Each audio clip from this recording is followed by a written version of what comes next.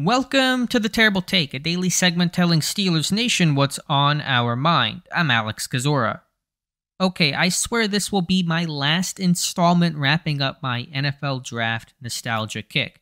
But there isn't a ton happening in Pittsburgh land right now, save for the signing of defensive lineman Armon Watts.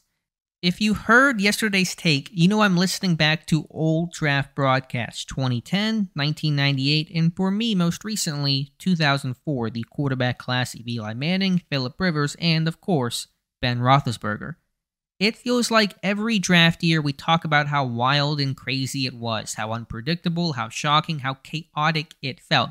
Some of that is true, obviously, given its uncertainty, and I think this year will be especially so once you get past all the quarterbacks going at the top. But no draft was quite as wild as 2004. It was not just about the big three quarterbacks themselves, it was about Eli Manning refusing to play for the Chargers and them drafting him anyway.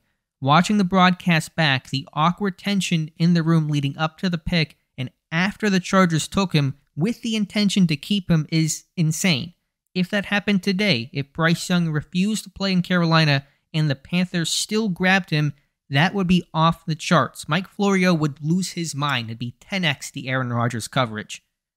I know stories like that happened in past drafts, John Elway in 1983, but nothing at this scale in a more modern era of television to capture all the craziness. After that, Robert Gallery goes number 2, the Giants end up drafting Phillip Rivers, and the two teams make a trade right there on the spot. Again, insanity. But that was not the only story. The day before the draft, a court case that went all the way up to the Supreme Court ruled underclassmen like wide receiver Roy Williams and running back Maurice Clarett would not be eligible for the draft, a last-second decision that certainly changed a bunch of mock drafts. Imagine not knowing days before the draft if Paris Johnson or Christian Gonzalez would actually be allowed and eligible to be selected. In fairness, Clarett was not quite as highly thought of as those other names, but Williams was, and it was a headline story. If you want true draft chaos, you want the 2004 draft weekend. That was nuts, and I don't know if anything will touch it. Be sure to follow us at SteelersDepot.com and check out episodes of The Terrible Take every day at 5 p.m. Eastern Time. And check out The Terrible Podcast with myself and Dave Bryan every Monday, Wednesday, and Friday.